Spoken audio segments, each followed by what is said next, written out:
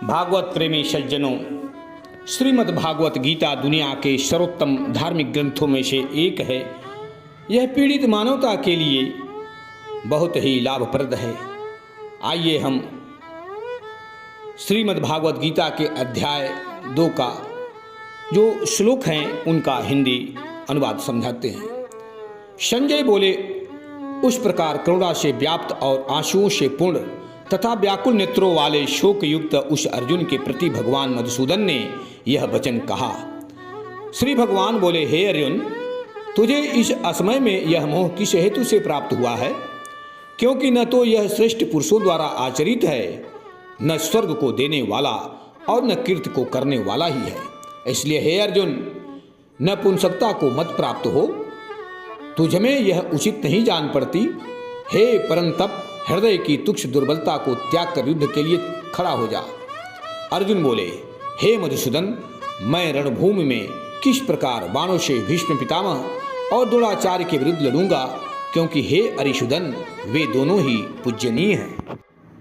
इस समय आप श्रीमद् भागवत गीता के द्वितीय अध्याय के 1 से लेकर के 10 तक श्लोक का हिंदी अनुवाद सुन रहे हैं। हमें आशा है कि आप इसे जल्द सुन करके जरूर आप अपने जीवन में आत्मिक कल्याण करेंगे। इसलिए हे महानुभाव, गुरुजनों को न मारकर मैं इस लोक में भिक्षा का अन्न भी खाना कल्याणकारक समझता हूँ, क्योंकि गुरुजनों को मारकर भी इस लोक में रुधिर से सने हुए अर्थ और काम भोगों को ही तो भोगूंगा। हम यह भी नहीं जानते हैं कि हमारे लिए युद्ध करना और न करना, इन दोनों में से कौन सा श्रेष्ठ है, अथवा यह भी नहीं जानते कि उन्हें हम जीतेंगे या हमको वे जीतेंगे। और जिनको मारकर हम जीना भी नहीं चाहते, वे ही हमारे आत्मी धृतराष्ट्र के पुत्र हमारे मुकाबले में खड़े हैं। इसलिए कायरता रूप दोष से उपहत हुए स्वभाव वाला तथा धर्म के विषय में मोहित चित्त हुआ मैं आपसे पूछता हूँ कि जो साधन निश्चित कल्याणकारक हो वह मेरे लिए कहिए, क्योंकि मैं आपका शिष्य हूँ। इसलिए आपके शरण हुए मुझे शिक्षा दीजिए, क्योंकि भूमि में निष्कंटक तथा धान्य संपन्न राज्य को और देवता के स्वामीपन को प्राप्त होकर भी मैं उस उपाय को नहीं देखता हूँ जो मेरी इंद्रिय सुखाने वाले शोक को दूर कर सके। संजय बोले, हे राजन, निद्रा को जीतने वाले अर्जुन अंतर्यामी श्री कृष्ण महाराज के प्रति इस प्रकार कहकर फिर गोविंद भगवान से युद्ध नहीं करूंगा यह स्पष्ट कह करके चुप हो गए। हे भरतवंशी धृतराष्ट्र, अंतर्यामी श्री कृष्ण महाराज दोनों सेनाओं के बीच में शोक करते हुए उस अर्जुन को हंसते हुए यह वचन बोले। श्री भगवान बोले, हे अर्जुन, तू न शोक करने योग्य मनुष्यों के लिए शोक करता है और पंडितों के से वचनों को कहता है, परंतु जिनके प्राण चले गए हैं उनके लिए और जिनके प्राण नहीं गए हैं उनके लिए भी पंडित शोक नहीं करते।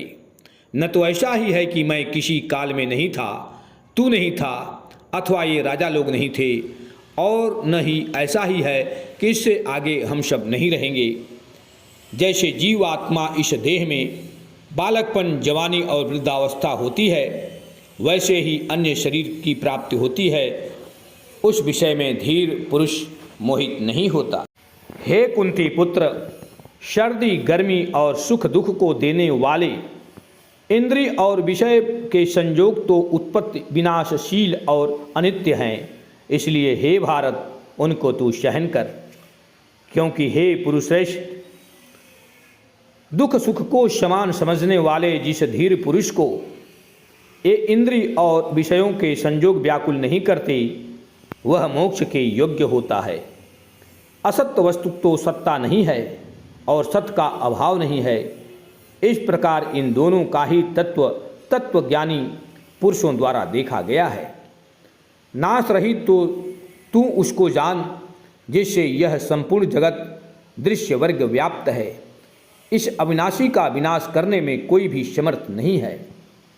इस नाश रहित अप्रेम नित्य स्वरूप जीवात्मा ये सब शरीर नाशवान कहे गए हैं।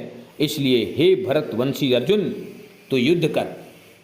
जो इस आत्मा को मारने वाला समझता है तथा जो इसको मरा मानता है, वे दोनों ही नहीं जानते, क्योंकि यह आत्मा वास्तव में न तो किसी को मारता है और न किसी के द्वारा मारा जाता है।